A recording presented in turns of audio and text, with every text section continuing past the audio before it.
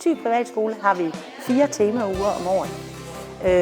De 3 af dem, der fordyber vi os i fagene billedkunst, håndværk og design og hjemkundskab. Vi arbejder altid procesorienteret i de uger, og den 4. uge det er lidt mere valgfrit. Og i år der har vi valgt at arbejde med grænser og med ordentlighed på nettet og med forskellighed.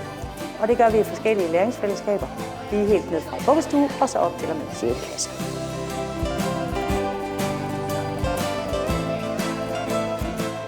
På Thy Privatskole der er vi den opfattelse, at vi er hinanden forudsætninger for læring, og for at læring overhovedet skal lykkes.